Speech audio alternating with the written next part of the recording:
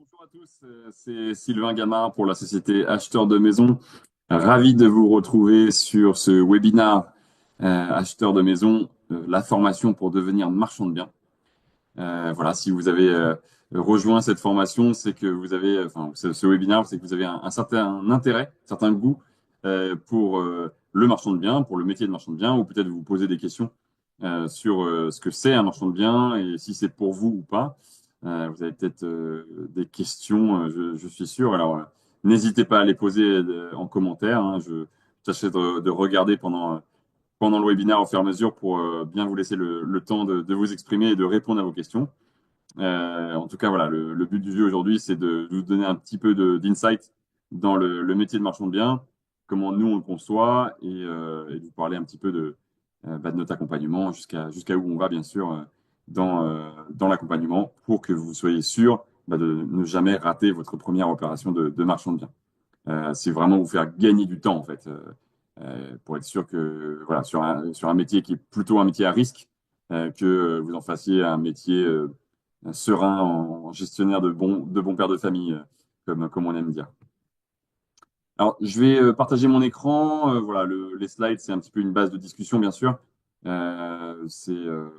Voilà, je prends ça pour exemple sur ce qu'on fait. Donc là, vous avez directement un petit peu d'insight sur une partie de notre formation. Euh, et comme ça, vous voyez un petit peu notre format, notre modèle de formation, qui est à la fois en ligne, à la fois donc, théorique en ligne, à la fois en meeting, en physique et en visio. Il y a plusieurs sessions où on fait des points.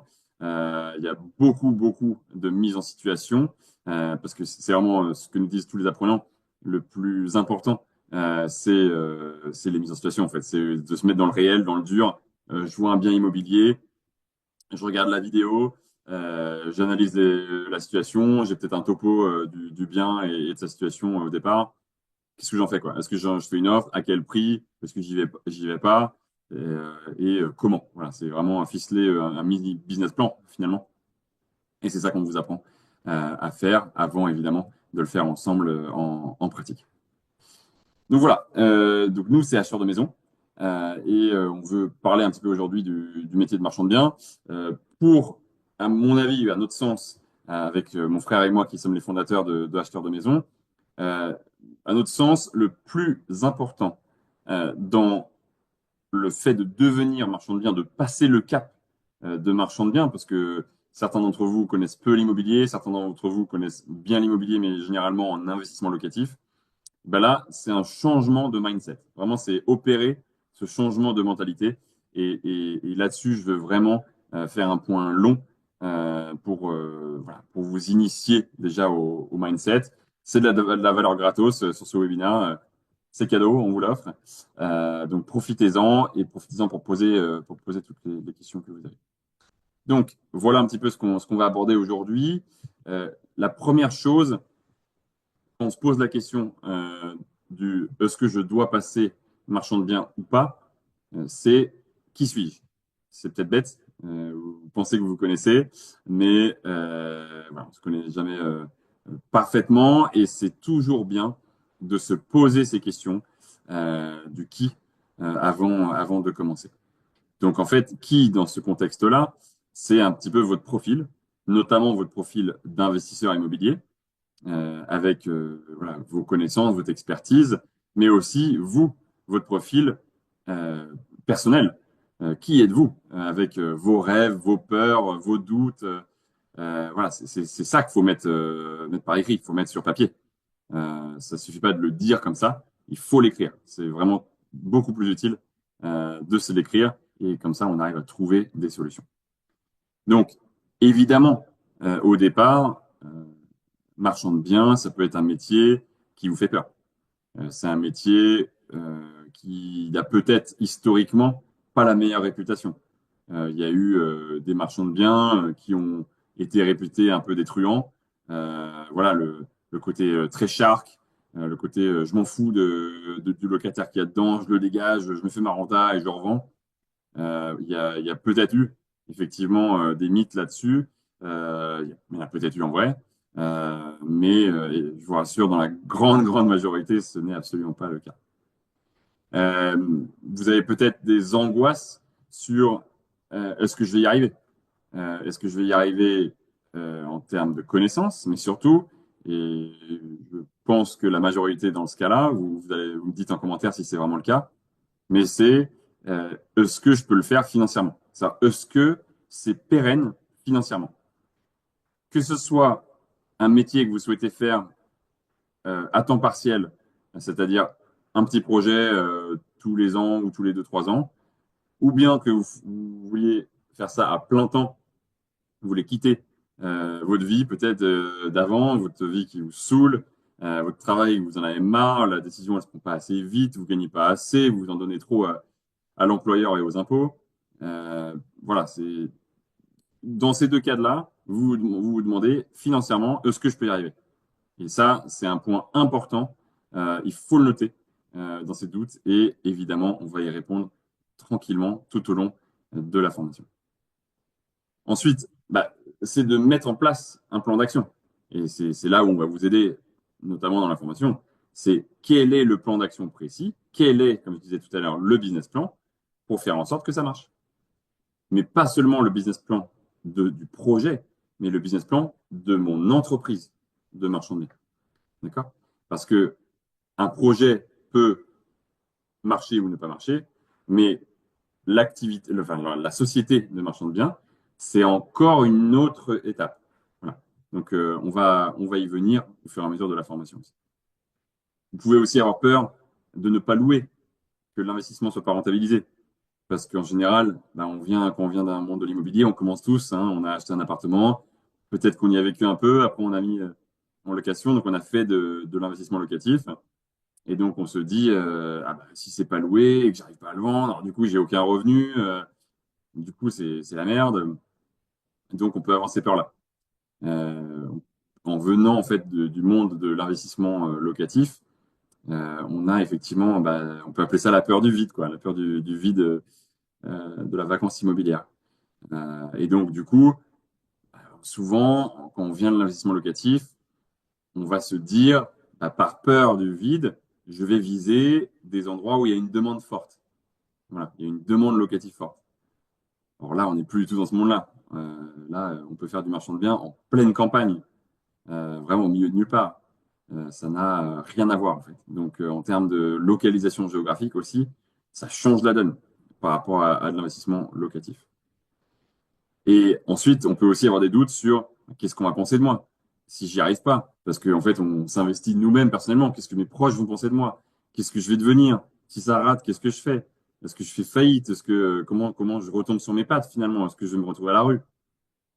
Et c'est des questions qui sont légitimes. C'est des questions qui sont, c'est normal de se les poser. Après, nous, on est là pour vous rassurer là-dessus, en préparant bien les choses, en planifiant bien les choses.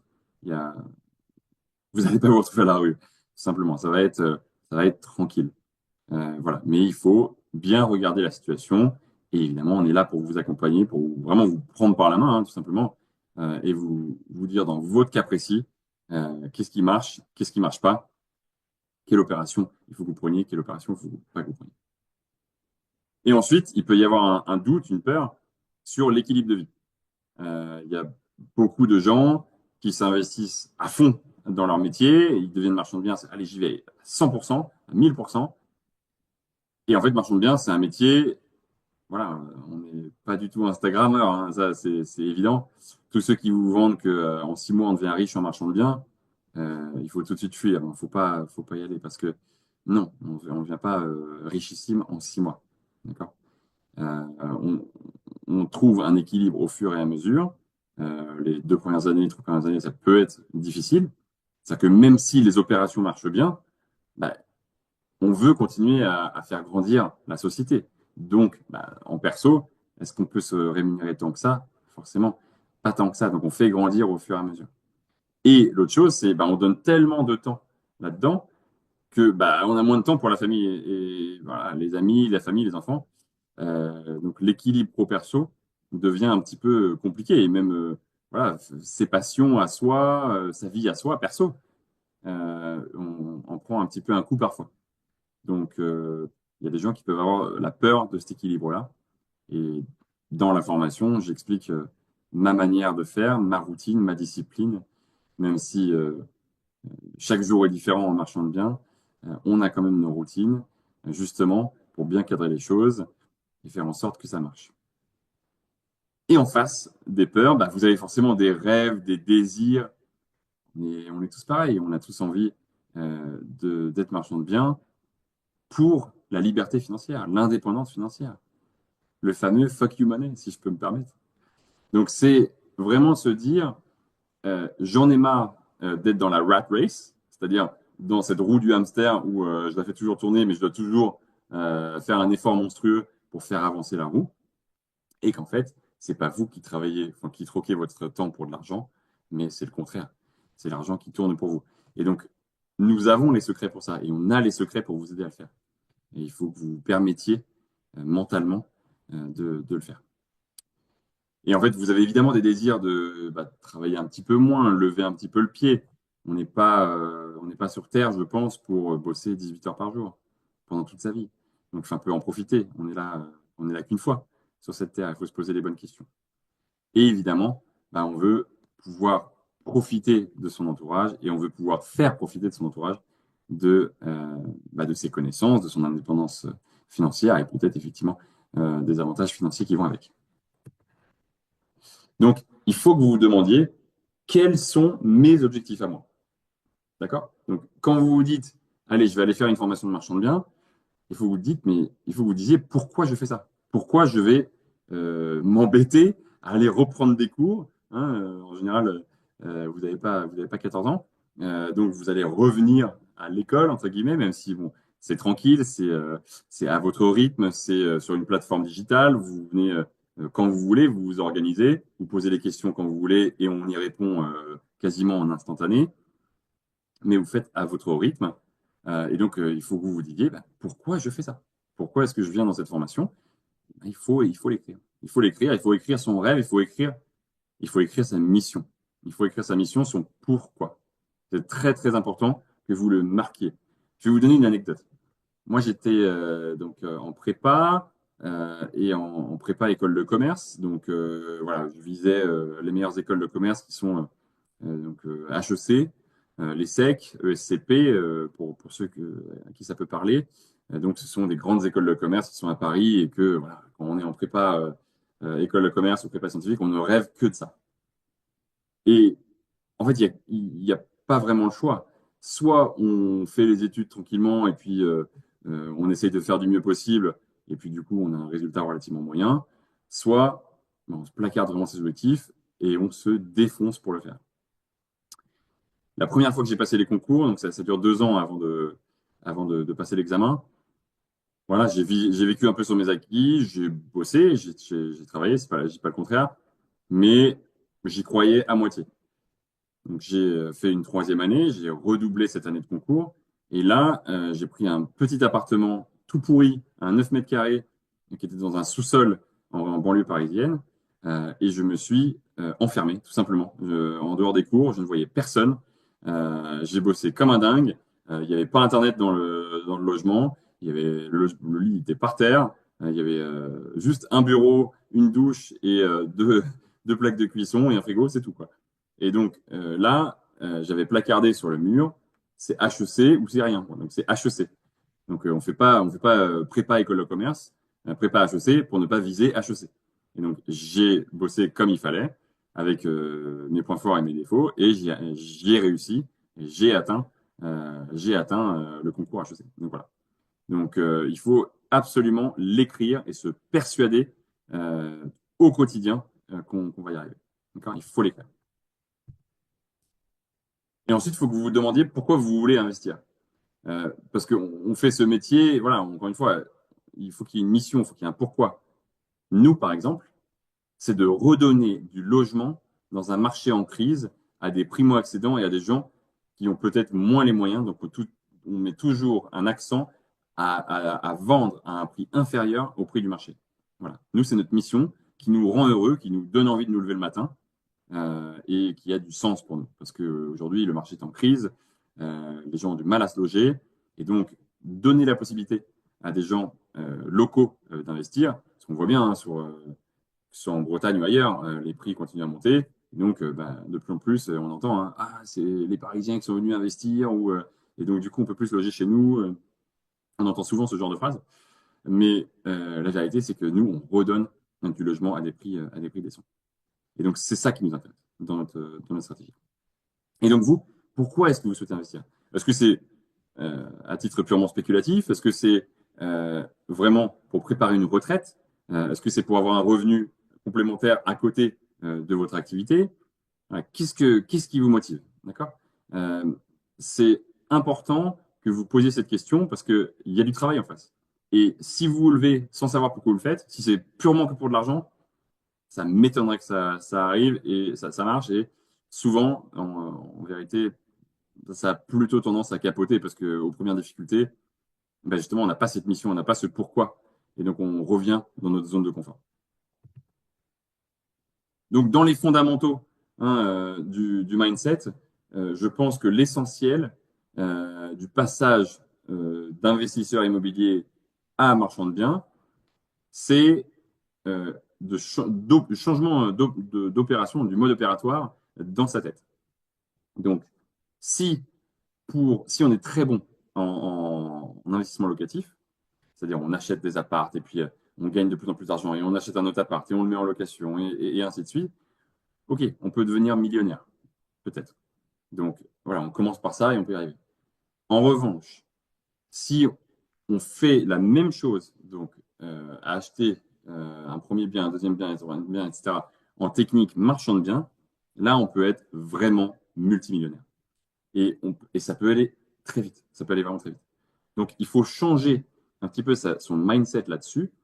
Euh, chose peut-être toute bête, mais en investissement locatif, vous allez commencer à le faire en perso. Après, vous allez vous endetter. Après, vous allez le faire en auto-entreprise, en LMNP. Voilà. Et puis en LMP, peut-être, en location meublée professionnelle. Voilà, vous allez toujours avoir les mêmes charges, les mêmes impôts, les mêmes niveaux. Donc, voilà, il faut que vous faisiez un nombre énorme de biens pour commencer à pouvoir à peu près en vivre. Et encore, vous avez des charges tellement fortes sur le dos que vous êtes libéré qu'au bout de 25 ans. Allez, peut-être entre 15 et 25 ans. Donc, vous allez mettre beaucoup de temps et pour combien d'efforts? Ici, en marchand de biens par une société, c'est vraiment le concept de mettre en société que vous allez créer de la valeur. Vraiment, on voit bien, et ça on l'explique en détail dans notre formation, qu'en mettant sa structure société, en se structurant bien juridiquement, et ça on l'explique bien, il y a tout un module là-dessus, module juridique et fiscal, comment créer de la richesse beaucoup plus rapidement. Okay. Donc, dans le mindset, on est tous un peu pareil. On a tous l'habitude de regarder ce qui nous inspire et on va regarder ceux qui sont riches, ceux qui ont déjà réussi. Parce que eux, s'ils ont réussi, généralement, c'est quand même pas le fruit du hasard. Donc, il faut faire comme eux le plus possible ou essayer de s'inspirer d'eux ou de les copier. Donc, eux, ils mettent par écrit leurs objectifs, leurs routines et leurs habitudes. Toujours. Il faut aussi changer de mode opératoire dans la façon de penser. Euh, bon, nous, c'est peut-être parce qu'on est d'origine américaine, mais je pense que vous le savez autant que nous. Les Américains ont l'esprit positif. Toujours, ils vont vers l'avant. Ils n'ont pas de jalousie face à l'argent. Ils ne sont pas en train de se comparer aux autres et de dire ah ouais, lui, il a plus que moi, hein, j'ai pas réussi, etc. Chose qu'on peut beaucoup voir ou entendre en France. Mais vraiment, au contraire, de s'inspirer de ceux qui ont réussi, qui sont riches. Je pense que c'est pas un hasard si Trump aujourd'hui est président. C'est aussi parce que les gens se disent, ce gars-là, il a réussi en business, donc c'est qu'il sait faire, et donc il m'inspire, et donc je suis prêt à le suivre. Voilà. En France, on est encore très loin de ça. En France, on est jaloux. On va très vite regarder que telle ou telle personnalité politique a tant d'argent, etc. Et de publier ça, et l'argent est toujours un peu sale, et on cherche à fuir l'argent, à fuir les impôts, etc. Donc c'est une mentalité plutôt négative vis-à-vis de l'argent. Alors qu'il faut pas avoir peur de l'argent ni d'en parler, au contraire. Faut pas avoir peur du jugement des autres non plus. Je pense que effectivement, il faut vivre sur un système méritocratique. Il faut se dire, je travaille, donc je mérite tout ce que je reçois. Et donc vraiment, ça va vous aider à passer le cap, à devenir marchand de biens à succès. Donc, au global, il faut une visualisation. il faut que vous fixiez un objectif, ça on l'a dit, une stratégie pour arriver à cet objectif et ne jamais arrêter de se concentrer sur l'unique chose qui est le facteur de succès. Vous avez vu qu'il y a un truc qui marche, ben vous y allez et vous foncez. Le problème majeur que rencontrent beaucoup d'entrepreneurs, c'est le shiny object syndrome. Donc, c'est le syndrome de l'objet brillant en français. C'est-à-dire qu'on voit toujours l'herbe plus verte à côté, ailleurs, chez le voisin. Donc, on va faire un truc qui marche à peu près, mais ensuite, on va parler avec quelqu'un et il va nous dire, ah ben ça, moi je fais ça et ça marche super bien. Et vous vous dites, ah bah ouais, bah, je peux peut-être faire ça aussi. Et donc, en fait, vous allez faire ce que vous faites actuellement, plus bah, ce qu'il fait lui. Après, il va y avoir une tierce personne qui va vous dire autre chose et vous allez regarder un petit peu ça. Et donc, en fait, vous allez commencer à regarder à droite, à gauche et en fait, vous allez éparpiller votre temps et votre focus. Vous allez avoir une charge mentale tellement forte que vous n'allez rien faire correctement. Il vaut mieux faire une chose à fond plutôt que plein de choses un petit peu et au final, vous allez avoir aucun résultat. D'accord? Donc, vous avez votre pourquoi, vous savez pourquoi vous faites quelque chose, vous vous focalisez là-dessus, you stick to it, donc vous restez sur votre objectif, sur ce que vous devez faire, votre ligne directrice. Et ensuite, c'est hyper facile de trouver comment je vais y arriver. Hein, on dit en anglais, once you have your why, it's easy to find the how. Très facile de trouver les moyens, hein, comment on le fait, une fois qu'on sait pourquoi on le fait. Donc, une fois qu'on a notre ligne directrice, c'est facile. Et en plus, vous allez très vite fédérer autour de vous. Une fois que pour vous, c'est limpide, il n'y a pas de problème. Les gens, ils vont vous suivre tranquillement. Donc, il faut que vous posiez des questions au départ. Bah oui, pourquoi vous êtes là? Quelle est votre valeur ajoutée? Pourquoi est-ce qu'on vous a mis là sur la Terre? Hein, vous êtes unique, vous êtes là pour quelque chose, vous avez une mission. Et donc, il faut que vous la définissiez, tout simplement. Et donc, avant de parler d'objectifs, il faut se fixer, enfin, se parler de son plan. Voilà. Quel est mon plan? Et donc, ça permet de donner une vision, en fait.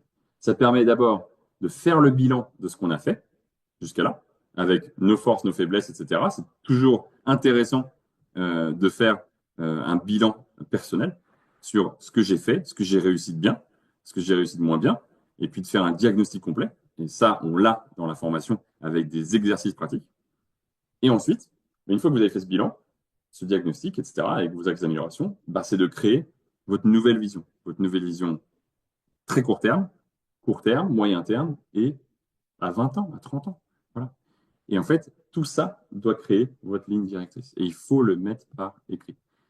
Donc, je vais finir par cette citation très importante pour nous. Les objectifs sont pour des gens qui veulent gagner une fois, mais les systèmes sont faits pour des gens qui veulent gagner en permanence. Ça veut dire quoi? Ça veut dire que oui, on a dit qu'il fallait définir un objectif. C'est bien. Vous avez défini cet objectif. Mais ensuite, il faut mettre en place des systèmes pour que ces objectifs se réalisent à chaque fois, en fait. Donc, pour que vous gagniez en permanence. D'accord? Donc, automatiser une manière de faire, une manière de vivre, une manière de travailler, une manière d'être pour toujours que ça marche en permanence pour vous. Voilà, j'espère que vous avez apprécié ce que j'avais à proposer pendant ce webinaire. Je vais répondre à vos questions avec grand plaisir et voilà, n'hésitez surtout pas, hein, il y a aucun sujet tabou.